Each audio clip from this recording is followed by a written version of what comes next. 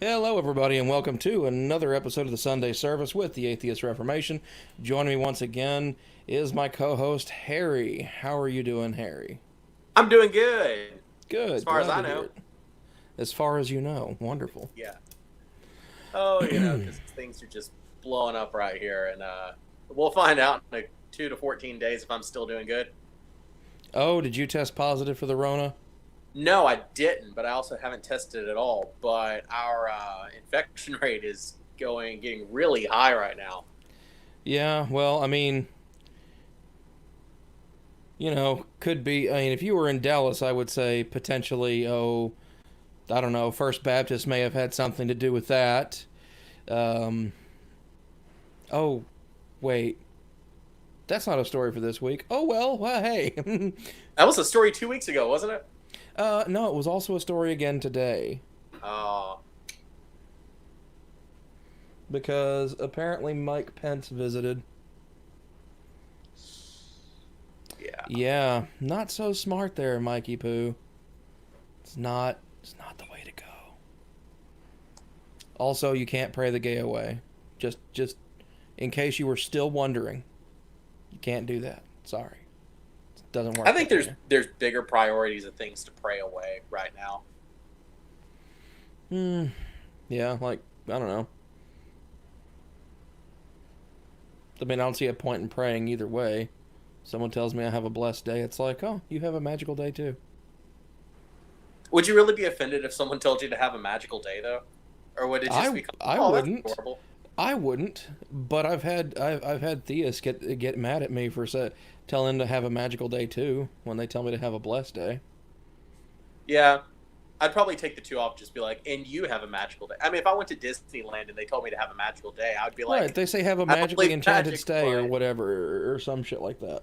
yeah. Yeah. But still, it's dumb. I think it's more the issue of they don't want to acknowledge that, um, having a blessed day or having a magical day, the terms are interchangeable even in a theistic setting. What's the literal translation of Gesundheit? In good health. Oh, okay. See, the Germans and the Mexicans really got it right. Whenever you show symptoms of being ill, they just scream healthiness at you. Well, it's better than saying bless you because of some misconceived notion about your soul leaving your body when you sneeze. I just like the idea of someone sneezing and someone grabbing them by the collar and being like, "Be Gesundheit! healthy." Yeah, no, I don't think so. I don't think it's going to go over too well. But hey, we'll see. Let's. So that was our lighthearted monologue before we dive right into the not so light stories, right? Yeah, These but hey, stories. hey, I at least came up with interesting names for some of them. Mm-hmm. You came up with an interesting name for one. Did I? Yeah, the things that Oh, get used cool. as hashtags. The hashtags at the bottom of the video, Oh, or right nice. above right above the title and all that stuff. Hi, Shelby. My cousin just popped in and said hello. Hey, Shelby. Wow, I pointed not at the camera, so that looked weird. Hey, Shelby. There we go. Hi. It's like no, you are not Usain Bolt. Don't, just don't. But anyways, so yeah, came up with some interesting names for some of them. But anyways, of course, to continue on with the channel introduction and show introduction and everything, please remember to like, comment, and subscribe. And also, after you subscribe, remember to hit that notification bell icon. That's going to let you know whenever we have new content coming up and when new episodes will be coming out. Even though we do have a schedule in the banner that says every Sunday at 6 p.m., we have only missed that once so far. So yeah, I'm happy to continue that trend. And this is episode 26. We have officially hit the 6 month mark of of shows as far as weekly shows go.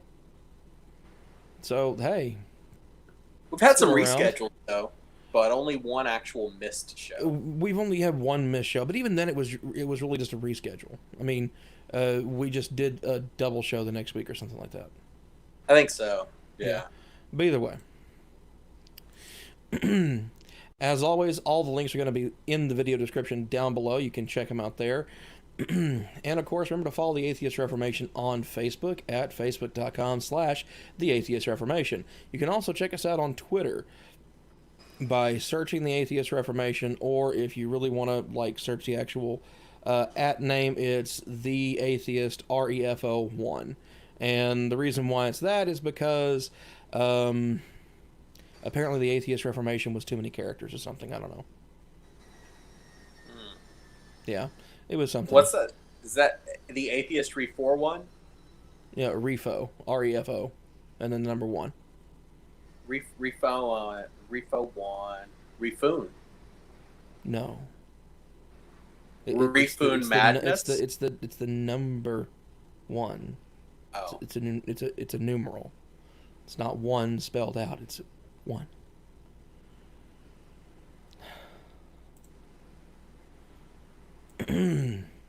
All right. Well, anyways, also we are going to be debuting what's I want to be a new. Well, okay, I don't want it to be a new segment, but it's slowly but surely working its way into needing to be a new segment because there appears to be at least one of these every week, and so in the nature of calling out stupidity where we see it, especially as it applies to our world, the public at large, and things like that. We're also going to be starting a new segment called the Aggravated Dumbass of the Week. We'll debut that at the end of the show, so be sure to stay tuned and keep an eye out for that one. Who will win the award of Gluteus Maximus? More like Gluteus Dumbassicus.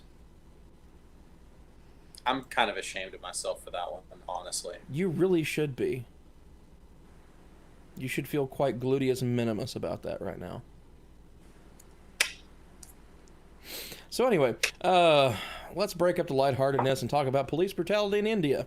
Oh, joy. Yeah. This is one of the stories that you found, Harry, so we're going to go ahead and talk about this one real quick and see what it has to say for itself. This comes to us from BBC News. I'm not going to pronounce that. Outrage mounts over deaths in Indian police custody. I will. Well, okay. Jayaraj. That's the best I can do on that one. Jayraj and Phoenix. In Phoenix. Okay. Just so these are the two individuals who died in Indian police custody just a few days ago. I was going to say Jayraj and Phoenix is now trending because a lot of people are trying to bring attention to this. So if you see hashtag Jayraj and Phoenix, that's what that's all about. Okay. So, P.J. Raj, age 58, and his son Phoenix, age 38, were arrested for allegedly keeping their stores open past permitted hours. Tamil Nadu is still observing a lockdown to curb the spread of COVID-19. Both men were kept in police custody an entire night and died within hours of each other 2 days later. Relatives of the two men say the men were subjected to brutal torture. Well, what's happened since their deaths? As a result of the alleged torture emerged, people began demanding action. State opposition lawmakers have taken to the streets in protest. A trader's body has condemned the actions of police, and a local court has taken up the issue for hearing. The policemen who arrested the two men have been transferred. Transferred. And the state government has awarded compensation of 1 million rupees, approximately 13,000 US dollars, to their families. Keep in mind that's actually quite a bit of money. Does any amount of money, actually compensate someone who has lost two family members? No, it very much does not. But I will say at least some compensation has been attempted to be awarded at this point. But whether or not it's just supposed to be hush money remains to be seen, and we'll learn more about that as the situation develops. It would probably be the equivalent of a $250,000 lawsuit for an American. Okay. Like if you really adjust the economies, which for two people dying is not a lot, even. No, not even the state side. It's like I remember when I worked for the state prison system many years ago. My accidental death and dismemberment insurance would have put both of my kids through college and had like $200,000 left over in trust funds for both of them. Yeah. So yeah, no, this is pittance. Anyways, so what has the reaction been like? Initially, many questioned why there is little to no outrage over the deaths of the two men when so many Indians on social media have been vocal about the fate of George Floyd in the United States, whose death at the hands of a white police officer has triggered a huge movement against police brutality. Many Indian social media users have been supporting the protests against white police brutality against black Americans. However, this incident has been slower to pick up, partly because it took place in a smaller city called Tuticorin, and it took some time to come to the attention of national media. But in recent days, the issue has begun gaining traction as furious discussion began on various social media platforms. In a video which has more than 1 million views, one user said she was sick of people not discussing what happens in South India just because it's not in English, and then proceeded to give a graphic account of the alleged torture of the two men. I can certainly understand that. Yes, just because it's not in English doesn't mean it's not important, doesn't mean it's not still a big issue. And systemic problems are systemic problems no matter where you look at them, no matter where you find them.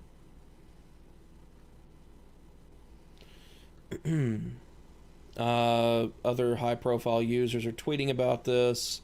Right here, Justice for J-Raj in Phoenix. And this talks about the issue of police brutality in India.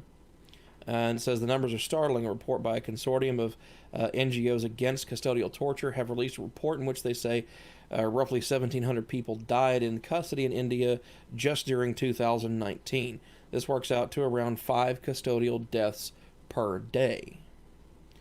That's a lot. That's bad. Like that's a problem. Yeah, and we're looking at only, I say this only, but a population size that's roughly 5 to 7 times as big as America. Right, they have a population of like 1.2 or 1.3 billion. I mean, but still, 1,700 people dying, 5 people dying per day in police custody is still a big problem. If you look at it from a statistics perspective, no, that's not a whole lot. But at the same time, it's because it's due to things such as police brutality, torturing and beating suspects to extract confessions. I mean, they even mention it in the next paragraph. The fact remains that torture and beating up suspects to extract confessions have become very much part of policing in India. Policemen who engage in it are rarely punished. Most times they are simply transferred to another district or state, as has happened with those two officers responsible for the deaths of J-Raj and Phoenix.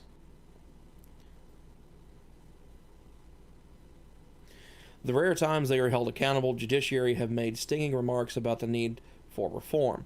In one verdict last year, a judge noted that they are confident that they will not be held accountable even if the victim dies in custody and even if the truth is revealed. In 2006, the Indian Supreme Court ruled that each state should set up a police complaints authority where any citizen can lodge a complaint against police officers for any misdemeanor. However, this has not been done in most states. And this is 14 years later. Activists say much more far-reaching intervention is needed to change the system. Yes, I would have to agree with that. I mean, and then you have situations like this. This appears to be Indian police officers, and it looks like this dude just picked up a stick and is about to go to town on this dude. And judging by how his hands are placed, he looks as though he might even be restrained. Because that's hand over hand as if he's just been put in cuffs of some kind. You can't really tell because of the long sleeve jacket, so I don't know. And I'm not going to say 100% one way or another that the dude's restrained. So I guess a couple of things to talk about real quick is if someone does go out there and want to look up other stories from other articles that I specifically did not share with you because it's not really our speed. Mm-hmm. This is one of the worst descriptions of torture I've ever heard. It is far worse than anything I've ever heard coming out of Abu Ghraib of what happened to them. Um, Also, one of the reasons it makes it relevant to this show is because there's some stuff that they don't talk about too much in this BBC article about how there was possibly discrimination based on the caste system. Could have also been based upon skin color. There is a lot of skin color discrimination between lighter and darker skinned people in India, and also possibly based on languages. There's a feeling that, from what I've heard on a couple of people sharing, that because the people involved speak Tamil as their native language, that there's not a lot of discussion, or there's also not a lot of people that are showing that they care, even within the country. It's one of those things where there's some of the larger areas are kind of saying that that's really kind of their thing and their area to deal with. So there's some, between the caste system and the language thing, there's some undertones of possibly potential religious-based persecution as well. Okay. And that's one of the main reasons why we cover this. Also, when it comes to COVID-19 coverage, especially with the religious discrimination that's going on, outside of a couple of different mainstream media organizations that are usually just international organizations, we are one of the only YouTube channels that has even started to cover this. In fact, I've not seen this covered anywhere else as of right now. Now, that may just be because I'm looking in the wrong places, but this is something that's relevant. This ties into things that we've covered, so that's why we're covering it. All right, so let's move on to our next story and see where things take us. This one I'm just calling devoid of sense. I see what you did there. It's good, right? Yeah. Thank you. And in case no one else has picked up on it, we're going to talk about Betsy DeVos. Uh-huh. If the Crypt Keeper had a grandmother. A grandmother that really loved Long Island iced teas? Just a little too much. I will say one thing. I do like her glasses. Maybe because they look similar to mine. That's about it. So anyway, yeah, DeVos forces school districts to divert public school dollars to private religious schools. Hooray. So today being June 25th, Secretary Betsy DeVos' announcement that the Department of Education will force local school districts to redirect a portion of federal funding intended to help deal with the COVID-19 pandemic from public schools to private religious schools. In April, the Department of Education released non-binding guidance encouraging school districts to share COVID-19 funding with private religious schools. Today's interim final rule, however, mandates this taxpayer giveaway to religious schools.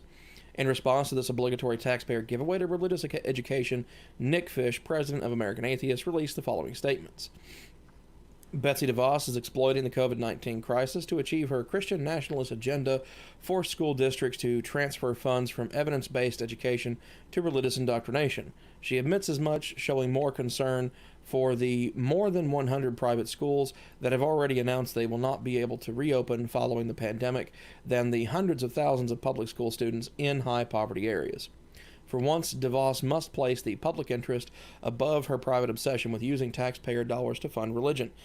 As public schools face budget shortfalls due to collapsing tax revenues, now is the time public education needs more funding, not less.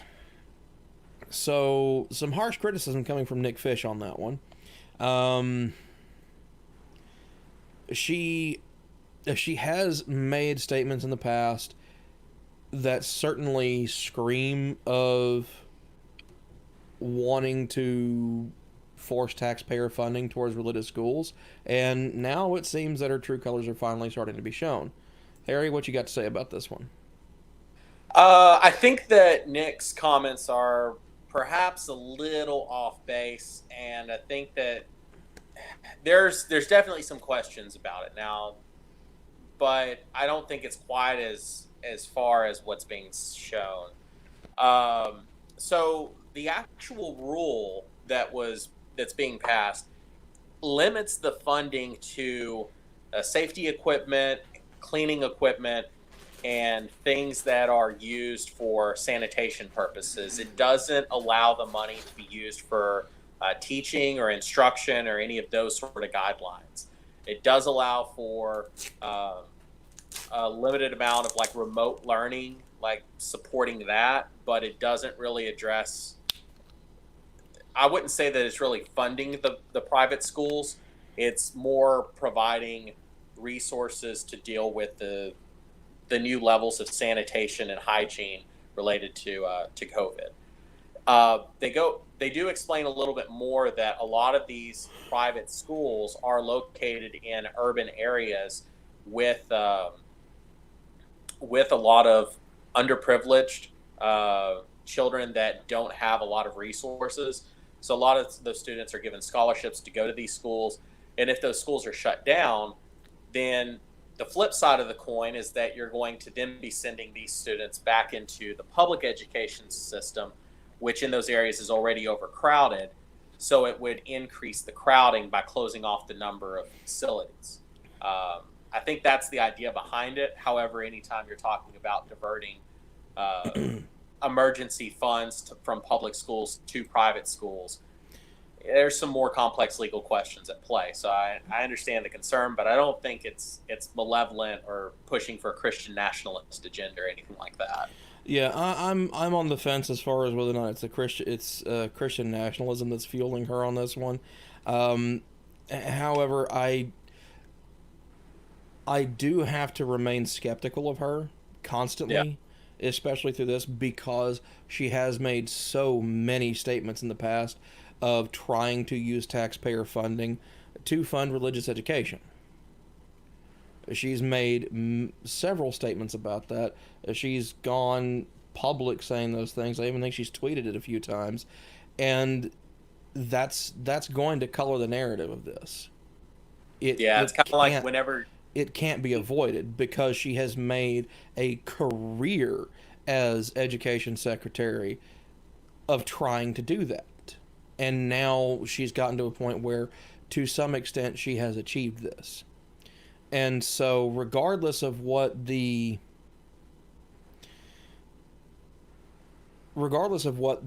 idea of it is now, or what the current intention of it is, it potentially sets a dangerous precedent. It's like even if you're completely innocent, if you have a bunch of character witnesses that show that you have a lot of intent and motive to do something, that really doesn't help your case. No, it doesn't help your case. That doesn't make her guilty of it.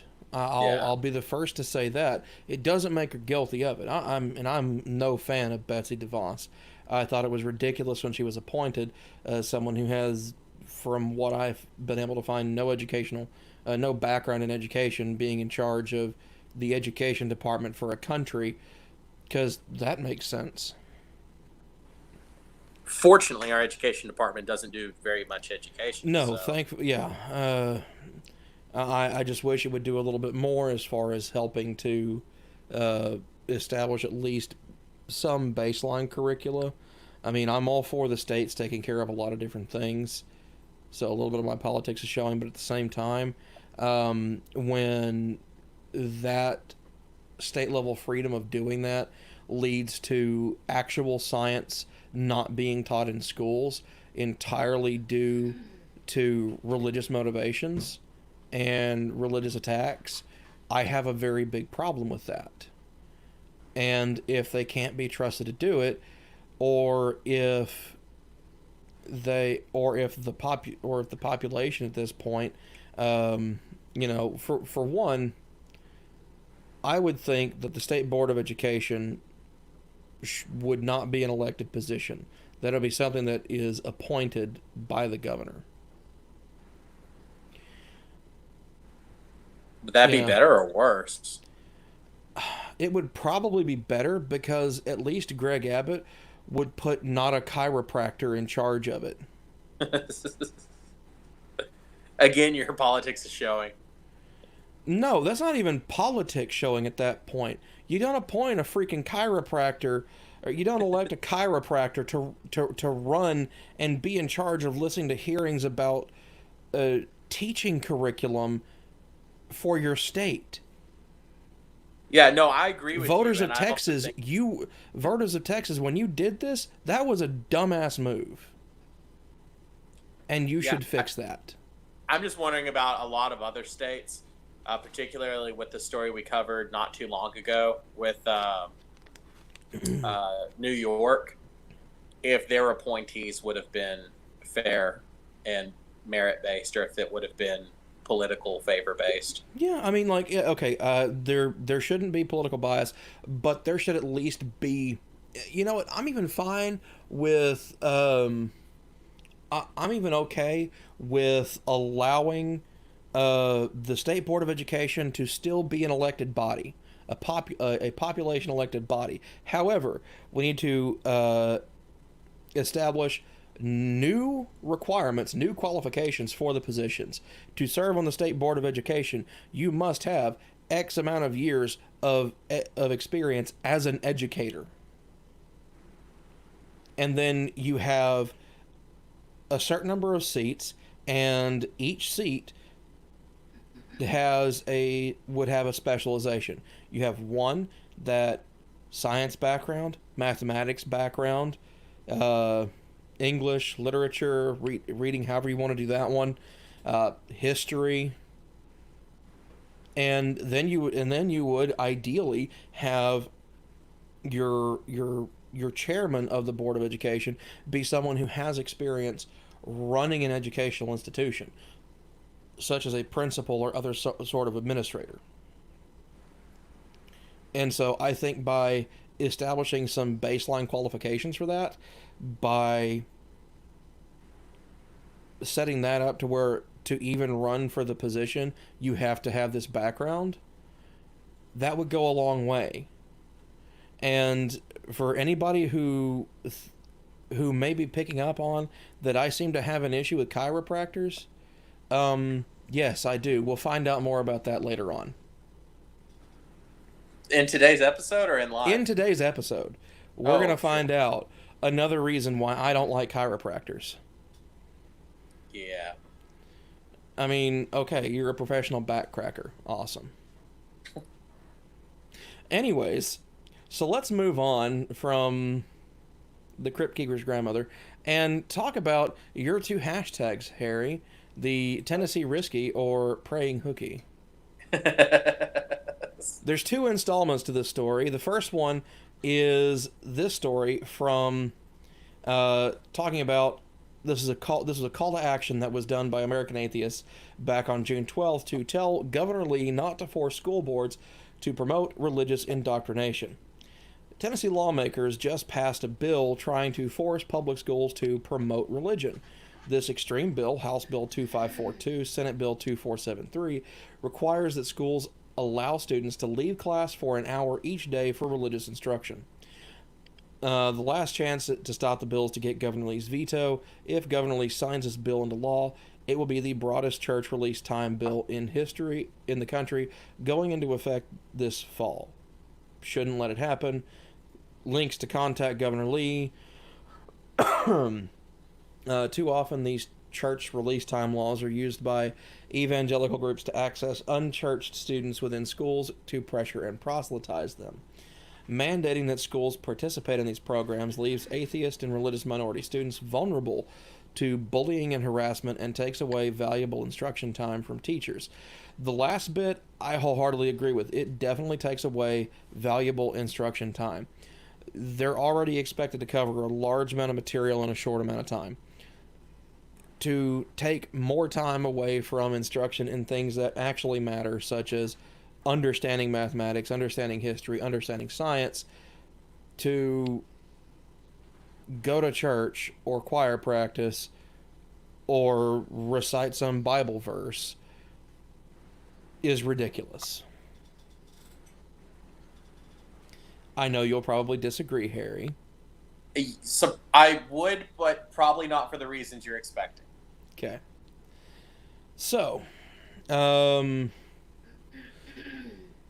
A report they conducted shows that among nearly 34,000 non-religious people surveyed, nearly 1 in 3 have faced harassment, discrimination, and other negative experiences in school because of their beliefs. Tennessee should not further stigmatize these students by promoting proselytization in school. Moreover, this legislation allows school districts to use their buses to transport students to off-campus religious instruction, clearly implying that this instruction is sponsored by the school. There is no doubt this is unconstitutional, and lawmakers should not be forcing this burden and increased liability onto local schools. So,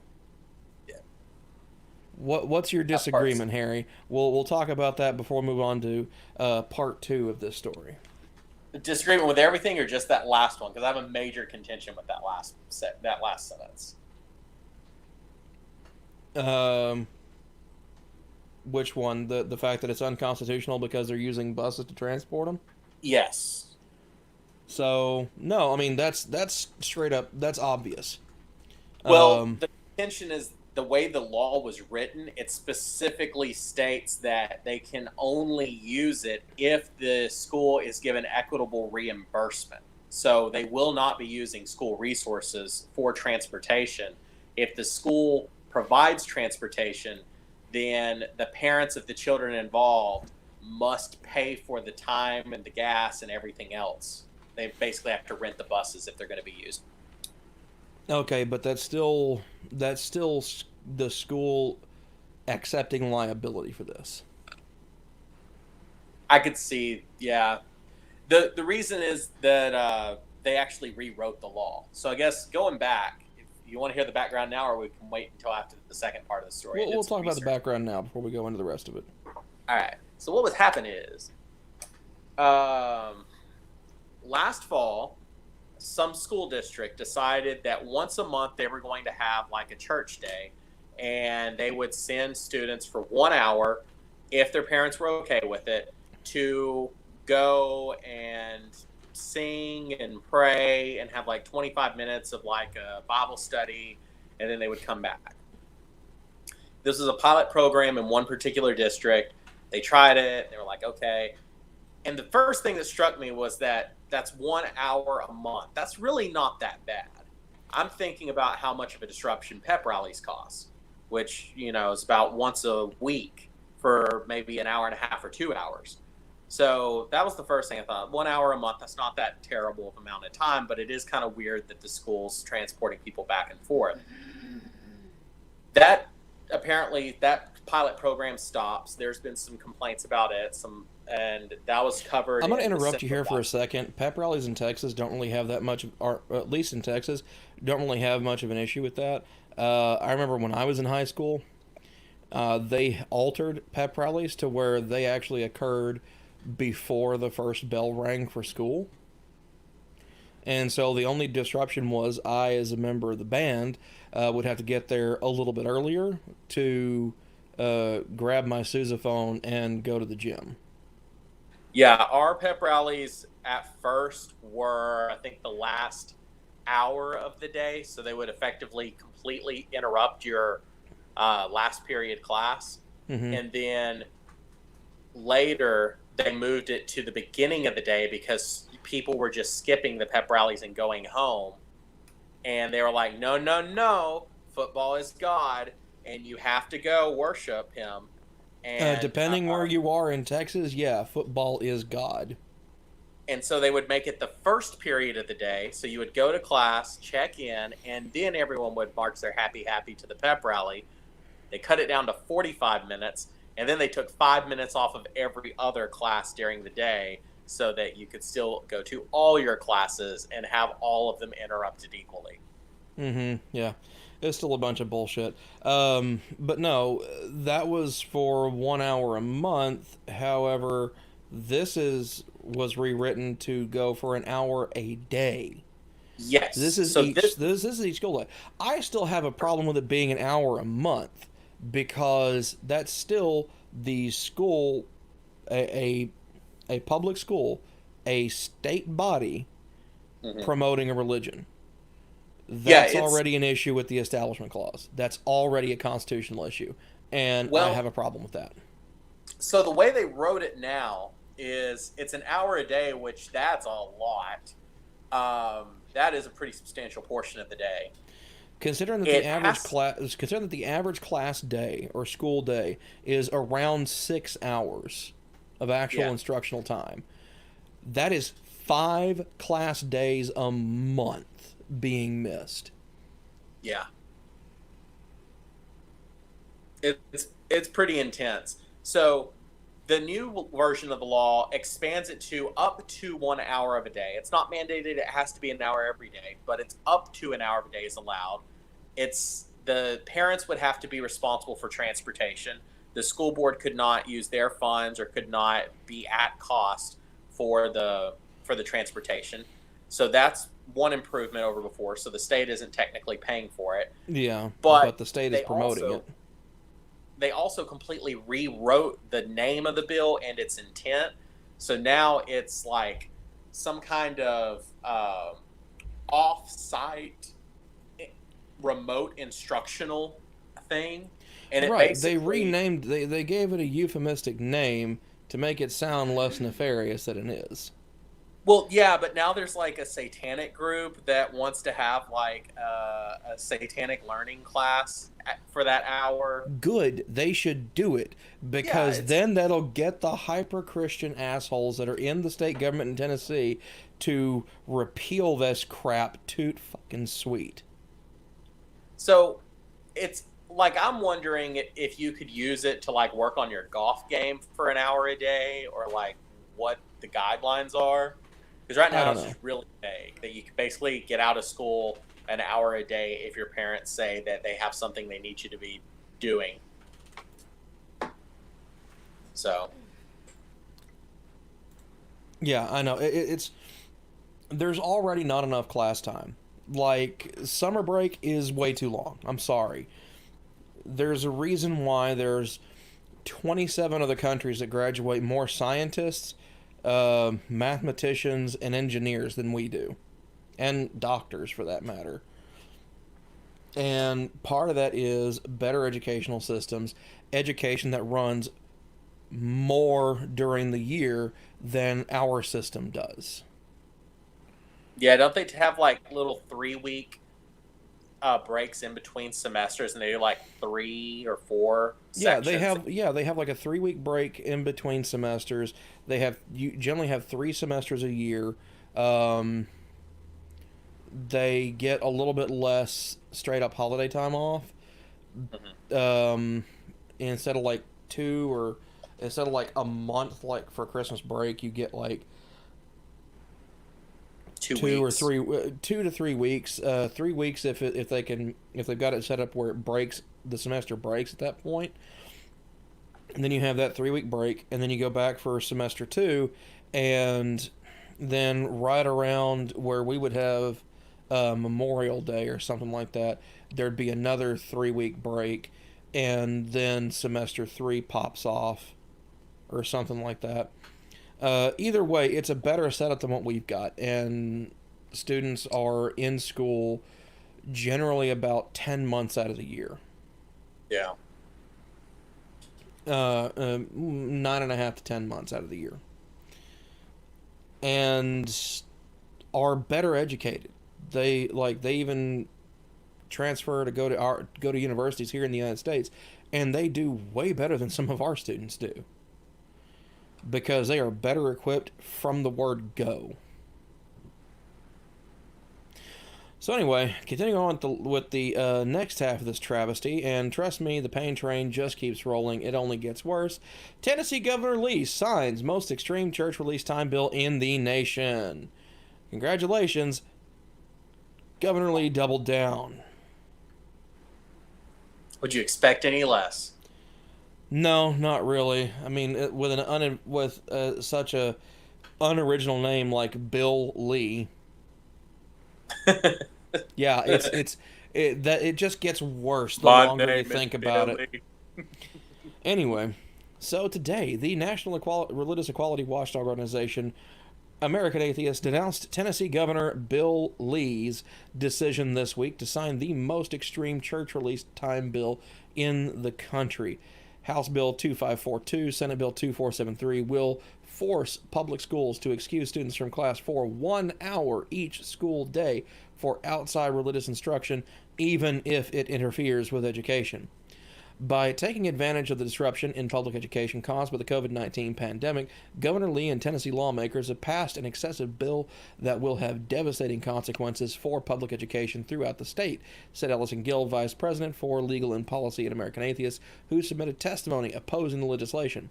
Under this bill, church release time may replace up to 180 class hours, 22 and a half school days each year, harming every student's education. 22 and a half school days. That's 2/3 of like a 9 weeks period almost. Like that's 4 weeks and of school days right there. Yeah. Anyways, harming every student's education. The fact that students participating in church release time cannot be held responsible for missing class means teachers will not be able to cover as much material as they normally would. According to U.S. News and World Report's list of best and worst U.S. states for pre-K through 12 education, Tennessee is ranked in 38th place. Well, guess what? It's about to drop. And no, it's not the base. It's just the mic of the entire educational system collapsing around it. Sadly, with the passage of this church release time bill, students and parents will see further deterioration of Tennessee's already poorly ranked education system. This is unfair to all students, Christian, Jewish, Muslim, Buddhist, atheist, and agnostic, who deserve to have bright futures made possible by public education. The new law effectively reverses the Knox County Board of Education's December 2019 decision to reject a church release time policy. Forcing all school districts to allow church release time is overreach by state lawmakers, plain and simple. This bill strips school boards and communities of the decision-making and is nothing less than an attack on local control over education. The U.S. Secular Survey, the largest ever data collection project on non-religious Americans, found that nearly 1/3 of participants or their children had negative experiences in education due to their non-religious identity. Of those who experienced this discrimination in education, there was a 21.5% higher rate of likely depression. This harmful law will unnecessarily divide students into two camps: religious majority children versus religious minority and non-religious children, making the latter targets of bullying. By signing this bill into law, Governor Lee is responsible for harming the education of Tennessee's children. It is beyond irresponsible. I'm right there on board with Nick Fish on this one. I don't think 4 is 2/3 of 9. No, it's a little over. It's right at half.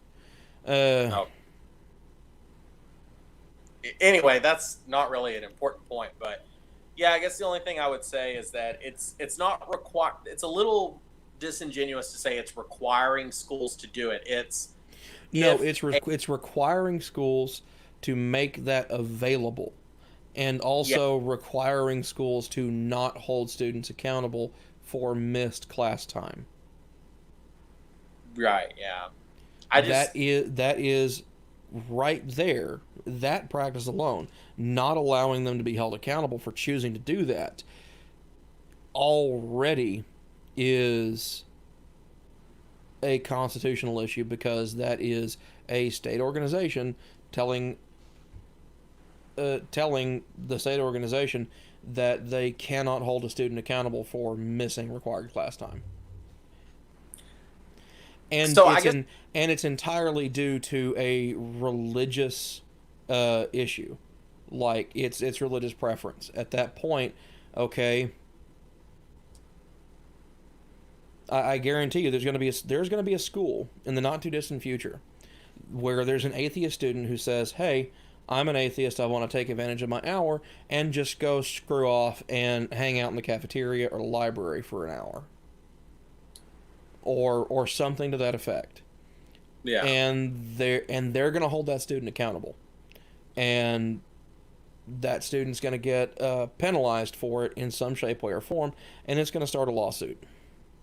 Well, here's the thing that I see being a problem, and I'm not even looking at this as a religion thing at this point. It's if you have 80% of the school going to these things, what possible instruction could you give the remaining 20% of the students during that time that if you were to give a test for course comprehension would not de facto hold the other children accountable for missing that instruction?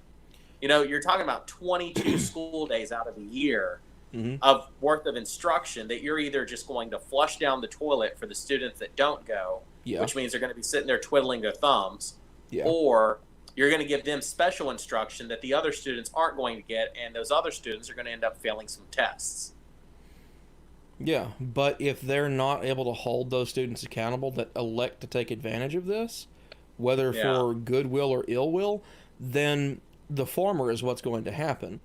Their education ranking is going to slip even more because they're going to be teaching their students less and less and less every year because they can't cover the material.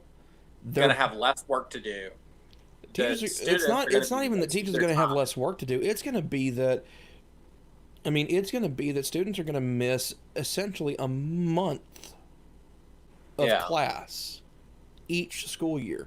It's ridiculous. Also, just in terms of sheer logistics, have you ever tried to get kids onto a school bus to go somewhere else? And then that alone is going to take an hour. Yeah, it's like you're going to show up sing this little light of mine. All right, kids, it's time to go. Yeah, but still, this is pointless. All this is a form of political dick measuring to show it's like, we can do this. No, you can't. And I can't wait for the lawsuit to drop on Governor Bill Lee's desk to hold him and his entire state accountable for this bullshit. Because it's coming. There is a lawsuit coming already. I can already feel it. I just don't understand if it's so important. And I'm Christian. If it's so important for your child to have daily prayer first of all, if it's so important for them to have daily prayer and Bible study, why can't you do that together as a family? If it's important for them to do it at school, then why don't you send them to a parochial school? If that's what they want to have happen, then that's what they need to do. Just make sure when they go through, they need to make sure to teach some wonderful Bible study lessons, such as Numbers chapter 5, which shows a religious practice of potentially inducing a miscarriage, thus being a biblical abortion.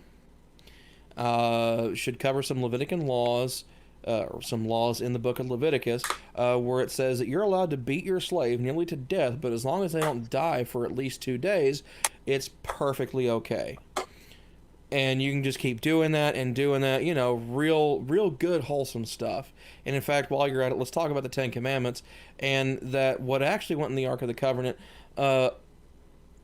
Commandment 10 was, thou shalt not see the kid in its own mother's milk, meaning you don't boil a baby goat in the milk of its own mother. Because that would be creepy. Wait, that's number 10? I thought that was in the, dietary laws later. No, that is number 10. That is set number 2 of the 10 Commandments that came down Mount Sinai the second time. If you believe that crap. I certainly don't, because Moses was not real. He was real. I believe it.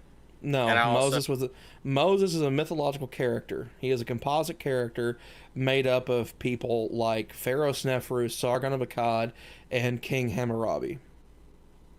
It doesn't stop me from eating a cheeseburger, but I do believe that is one of the laws.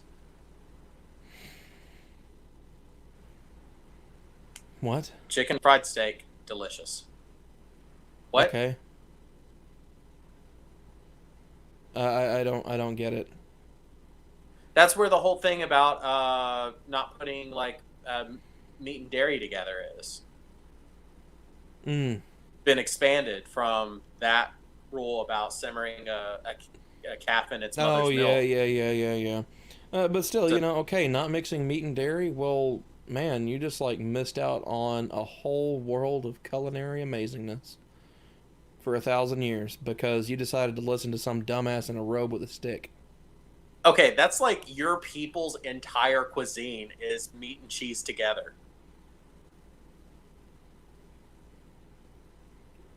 Okay. You're like, and it's delicious. Right? Like, yeah, I went to King's Beer House. It was pretty good. Yeah, I mean, like, okay, yeah, my ethnic background is mostly German. Yes, we combine meat and cheese, and we are damn good at it. They are. I can confirm. See? Even Harry admits it. Look at that. Reaching across, bridging divides between theism and atheism once again. Over food, but hey, it's better than nothing. But yeah, so let's move on to what I'm going to call my nerd story of the day. And the reason why is because I came up with a really nerdy title for it. It's called Disenchanting Spell. Oh, I like it. Yeah.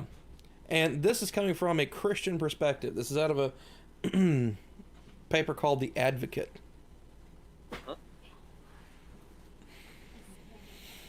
And this is from a contributing columnist named Dan Fagan. He says, persecution of Christians is real. Tony's spell is a fake. So I guess that cast fizzled. I gotta admit, I read this entire article and I forgot about it like 5 minutes after I read it. That's fine. It's for the viewers.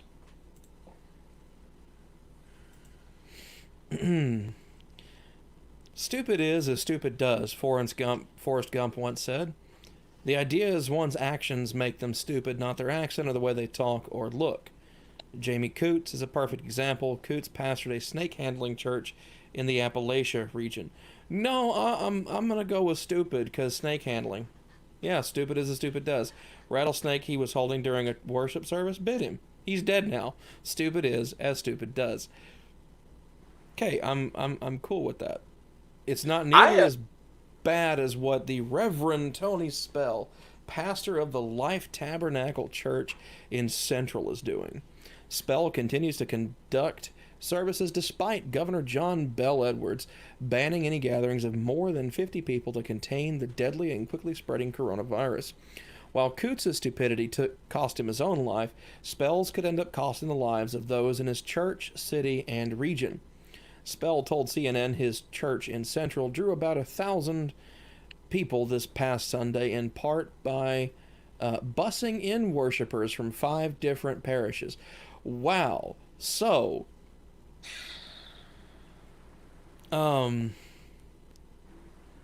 okay, maybe I should have made this guy aggravated dumbass of the week. The shepherd is supposed to protect his flock. Yeah, well, I'm pretty sure the wolf was the one driving the bus on this one, okay? Yeah, okay. Yeah, that was completely fair and probably true. And just a little bit, I would argue, divinely inspired. Psh, nah, these thoughts in my brain, these all me. I am English good.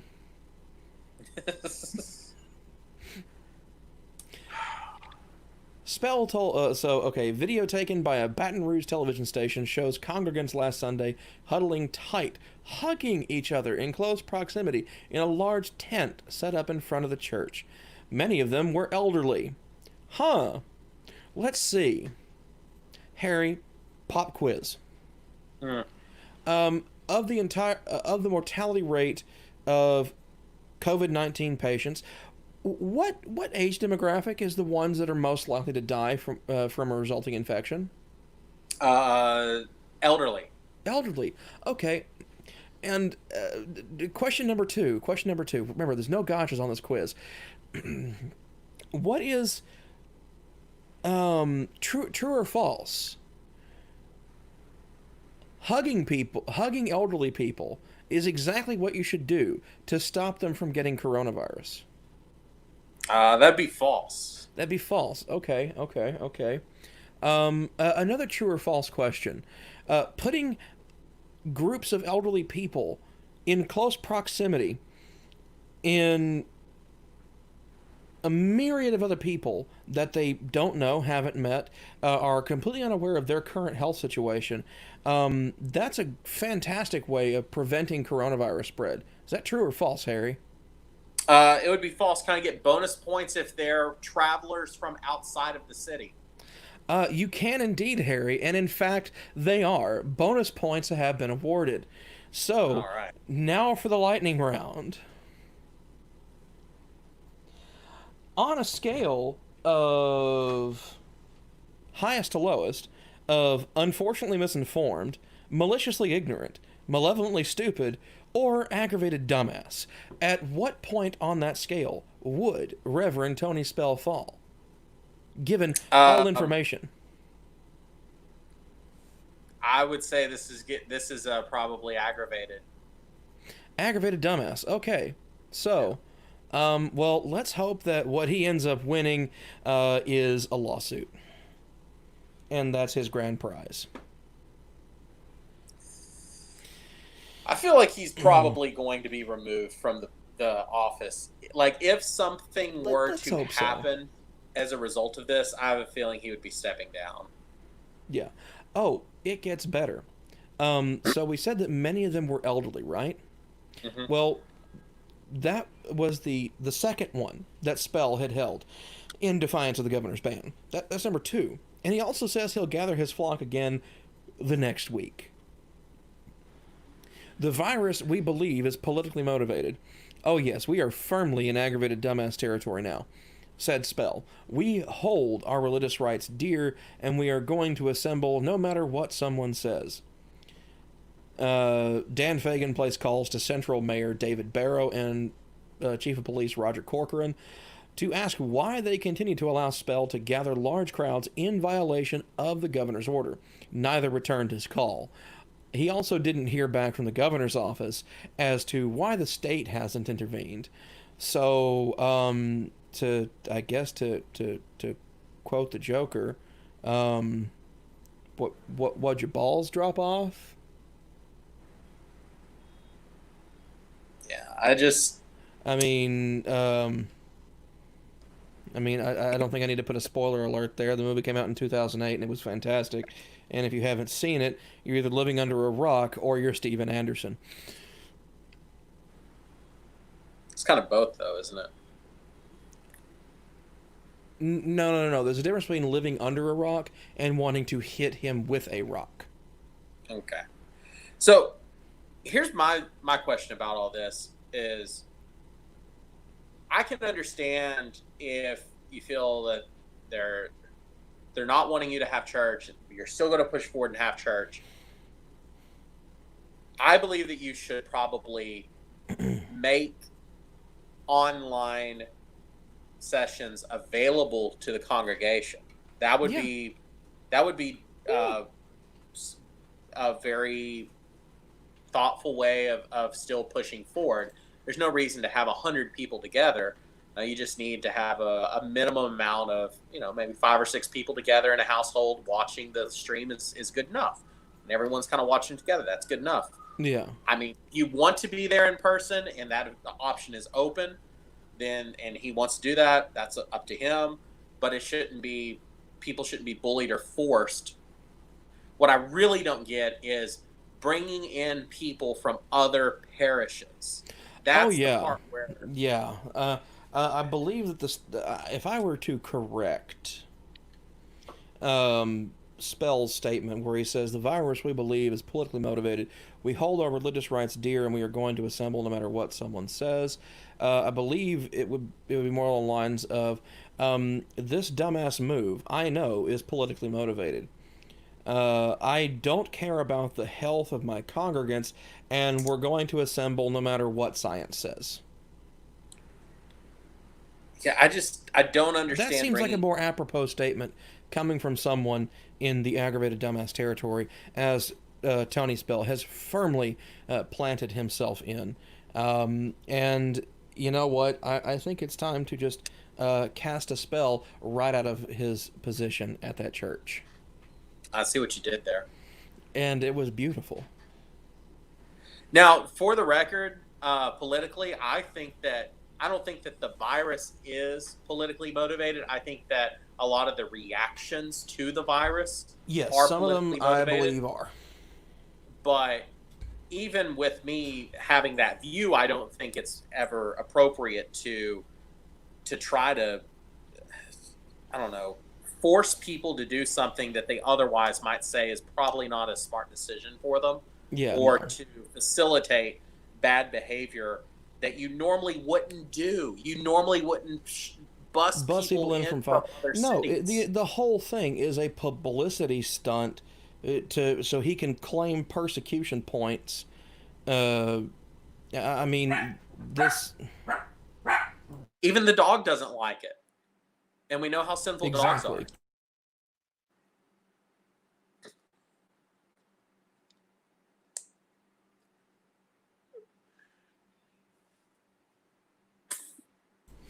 So, continuing on.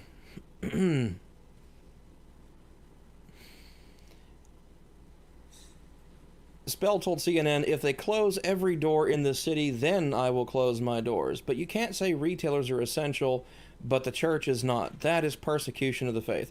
No, it's not. You don't understand the Constitution. Thank you. Game, set, match. Get the hell out of my sight. What a ridiculous argument. Exactly. Good going, Dan.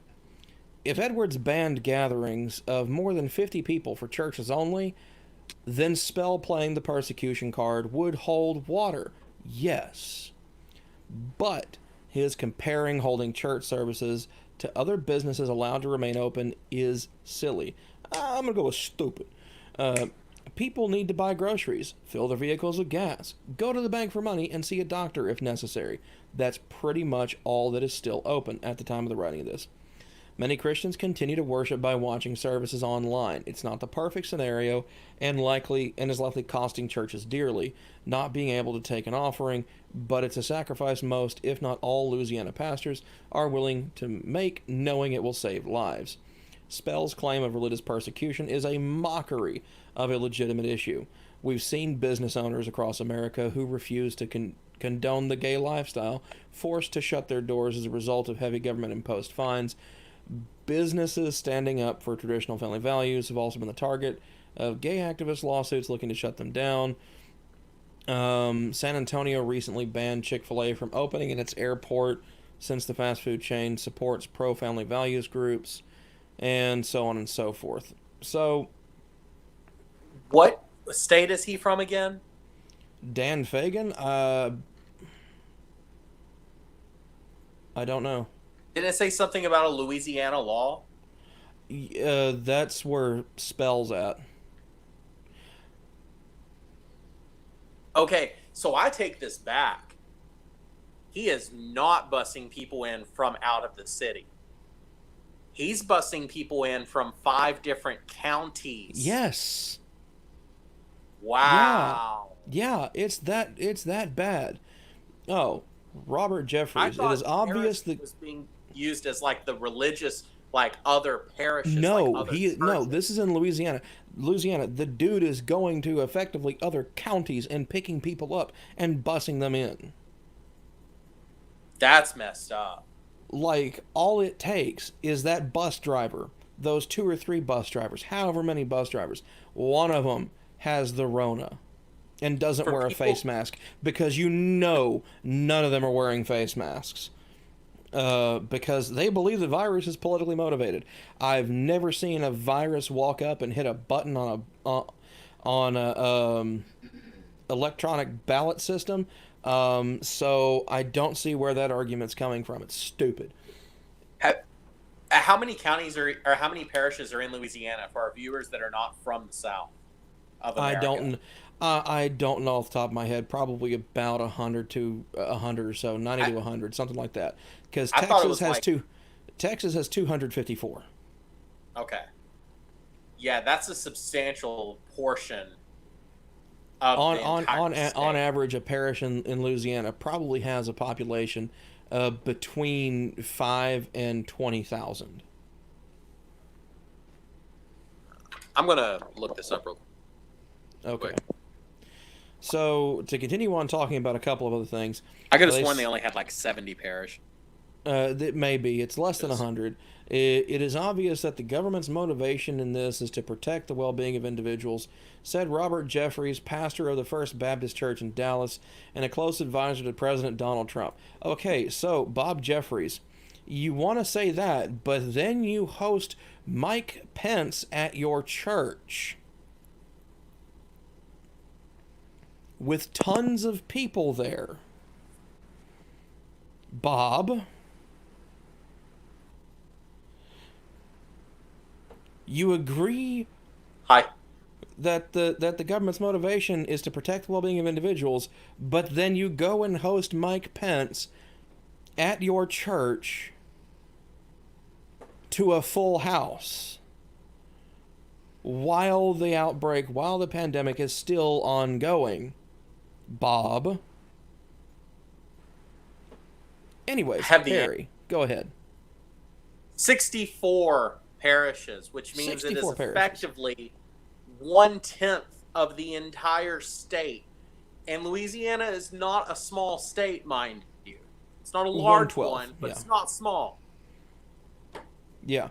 That's basically he's going to about 8.5% of all the counties in the entire state, and picking up people left, right, and center and saying, "Hey, you want to go to church?" and then busing them to his church out in Central, and then just dumping 1,000 people, many of them old people, off and just say, "Hey, just mill about, hang around, hug everybody you see." Let me put this in perspective. That's the entire geographic area that has been filmed in every season of Swamp People. Okay. Well, there you go. I never watched Swamp People, I'm sorry. But I do understand the Chudum memes, so, you know. Anyways. So, yeah.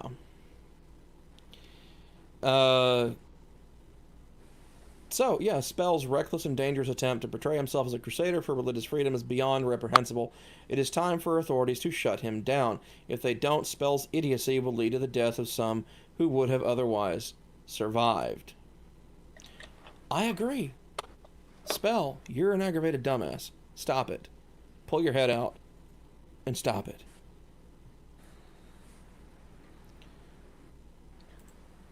All right, so we want a little bit more lightheartedness. I mean, it's still going to be a little bit. It's still going to be a bit of a rant. I'm not going to lie. It's going to be a bit of a rant. But there's not going to be any story attached to it. We're just going to look at the smug, ugly mug of our aggravated dumbass of the week. And it is this man right here. This is Alien. This is our aggravated dumbass of the week, Eric Naputi. I watched a video where he was talking, and that's how he pronounced it. So, I'm not making fun of his last name. That's how he says it. Naputi. It sounds dumb. Anyways, DC. Now, for those of you who may not know, to be a medical doctor, the initials after your name actually have to be MD. Uh-huh. DC stands for Doctorate of Chiropractic. And now we're going to talk about why I hate chiropractors. So, buckle up. This moron here has been putting out almost daily Facebook Live videos where he talks for about a half an hour, sitting out in public, not wearing a face mask, of course, among various other things, and talking about how all the coronavirus is nonsense. You don't need to wear a mask. You don't need to social distance. Masks don't help, so using a mask is pointless. That kind of thing. And then he makes it sound really good because he goes through and he cites a bunch of meta-analysis studies. There's a problem with that. All those meta-analysis studies are happening prior to 2018. Meaning before we even knew coronavirus existed. The most current meta-analysis he cited was in 2019. Again, this was even before we knew that coronavirus existed. And on top of that, before any social distancing measures were put into place or wearing of masks. So I do not consider most of those studies to be relevant because they were studying just the efficacy of a mask. Sorry about that. I don't know what happened. My camera glitched. Anyways, they were studying just the efficacy of a mask. And while it doesn't do a lot, it does some. It reduces your risk. It reduces your risk of transmission. It reduces your risk of spread. On top of that, social distancing works. It does okay on its own, but it can be better. Proper hand washing does okay on its own, but can always be better.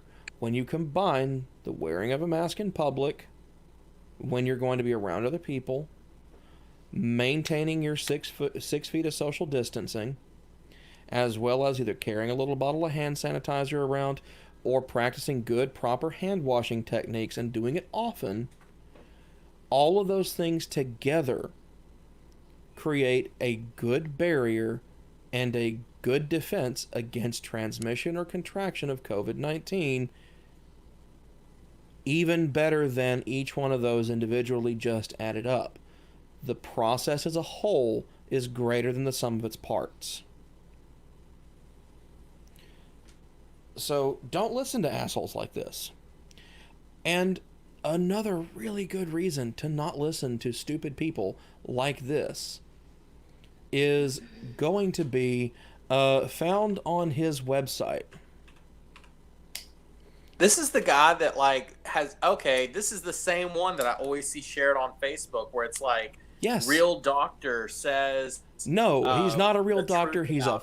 coronavirus. Okay, rage time. He's not a real doctor, he's a fucking chiropractor. But it says right there, it says, about Dr. Eric. It's his website. He can eat a dick, for all I care. But can he get sued? I hope he can. So you see Is all this, and of course, his website sells these bullshit supplements and nonsense. Yeah, vitamin D3. Guess what? It's vitamin D. People stand out in the friggin' sun. The system boost, muscle calm, system balance. Bullshit, bullshit, bullshit. Wait, coronavirus is fake, but here's some immune booster. Here's my supplements. Wellness Warrior Reset Problem. Bullshit. Recent Facebook Live viral videos. Yes, because you, sir, are a virus.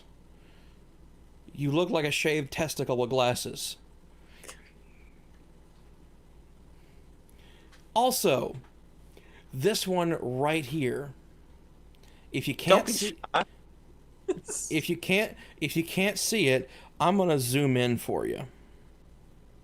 I'm sorry, but I never want a chiropractor to come up to me and say, "Don't be shy, just lay down." Right? Exactly. No, the thing that I want everybody to see is that.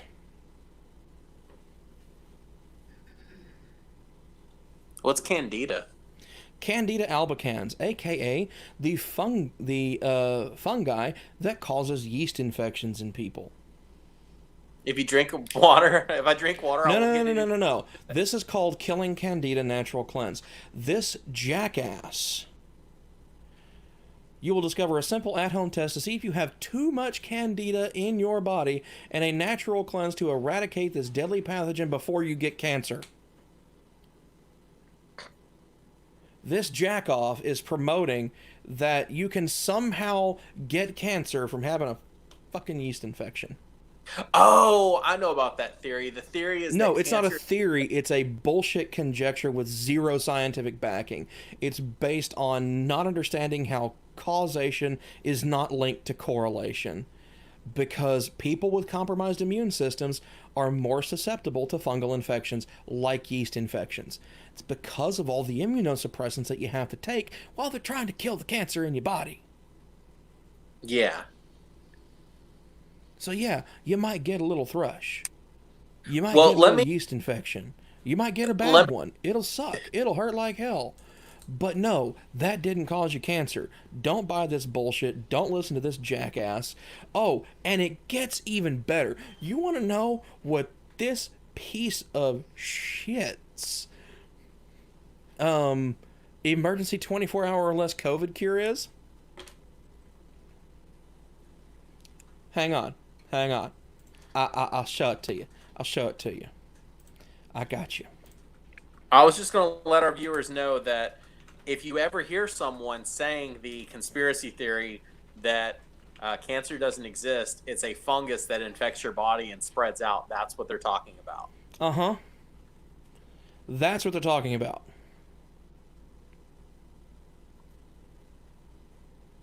Not that I'm trying to spread disinformation. I just want them to be able to, what's the saying? Like, see a spade when they see it, know it when they see it. Yeah, something like that. I don't know. I don't understand how these 300-year-old card playing gambler things came from. So you want to know what his end all be all 24-hour or less emergency COVID-19 cure is? Silver. I shit like you werewolf? Not. No, that is Schweppes tonic water. I low-key love that with like a little bit of like fruit juice. Serious time now, Harry. Yeah, it's not a cure. This an indigestion. This screw your ad and go to hell. This douchebag right here. This douchebag says that that's going to cure your COVID-19 infection 24 hours or less. Why? Because there are trace amounts of quinine in tonic water. Well, guess what? There's regulations on how much quinine, how many parts per million, can be in tonic water. So it can be bottled and sold in stores and sold as a food item. And that regulation is 63 parts per million or less of quinine per 1 liter of product. So that's roughly it's 63 milligrams of quinine per liter of tonic water is about what you're going to get if they're pushing the boundary. Which they're not. No. Here's the problem, though. Just to treat a malaria infection, and also when hydroxychloroquine had been tested on a couple of patients, they were taking a malaria dosage. That was 648 milligrams per day for up to 8 days. To get anywhere close to that, you would have to, at a minimum, be chugging this crap at a rate of 12 liters or more per day. I don't know. Maybe if you do the soy sauce trick to see if your butthole can taste it, you might butt chug it to get it a little faster. I don't know. But this, so yeah, our aggravated dumbass of the week is chiropractor Mr. Eric Naputi. But doesn't drinking tonic water mean that the virus would actually be a virus because it's working off of malaria treatment ideology? So then that also like negates the point that it's... I'm confused. All you need to worry about, Harry, is that he's a chiropractor that likes to look good, but runs his wellness center out of a strip mall in St. Louis. I think his website, and not even really, a good look, and not even a nice looking strip mall. Like, I'm serious. The dude's a public figure, so this is not doxing him. So I feel like in the past 3 months, his website has gotten a lot higher quality. That's his wellness center. Well, looks like you'd catch something by walking in there. Right? Like tetanus off the frickin' door.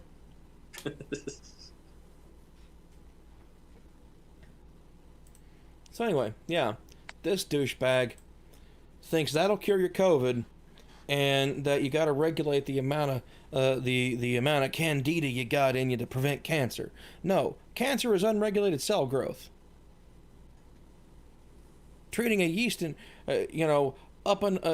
getting hopped up on an overdose of monostat isn't gonna keep you from getting cancer. I'm sorry.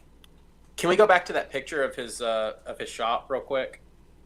Oh, okay. Hang on.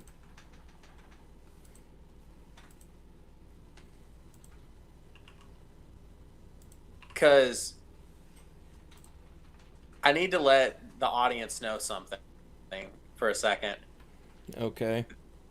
This guy says he's a doctor, but that's the kind of chiropractic place that also Naputi does Wellness. wish order fulfillment. It looks like he's right next to a furniture store. Yeah. But like zoom out just a little bit. You know the app Wish that sells like a whole bunch of cheap stuff? That's the kind of like wellness center that also does wish order fulfillment where you can pick it up from there. You know, Like, pick up it your wouldn't package surprise from- me. The dude has spent all of his money on flashy clothes and bullshit supplements to sell, to hawk to people. I mean, these assholes are modern snake oil salesmen. Which you could actually order snake oil off of Wish. Yeah, you can. Anyways, I'm done ranting about our aggravated dumbass of the week, Mr. Eric Naputi, chiropractor. So anyway, I mean, he fit the bill of everything we were talking about this week. You know, especially Miss DeVoid of DeVos. Why are you sniffing her? What? You said devoid of sense. Devoid of sense. I thought you were like, she has no smell. I would hope she doesn't. She looks like she smells like a nursing home. I don't know. I mean, like, Betsy DeVos looks like she smells like spray tan in Bad Decisions. What? Stop describing my prom date. Spray tan and Bad Decisions. That was every encounter I had in high school. Gave her a kiss and you come back with an orange ring around you. Anyways, so we're done talking about the people this week, and questions? Do we have any questions? Yeah, do we have any questions? No, looking like we don't. Our last one is a suggestion from my brother to start handing out friendship burgers. I mean, not right now, but after the pandemic thing is over. All right, sure. You want to pass out friendship burgers? Go for it, dude. Come to a live show. But yeah. Say what? Come to a live show. We'll do friendship burgers. We'll break the 20th commandment and put a slice of cheese on it. I mean, yeah, burger without cheese is just not cool.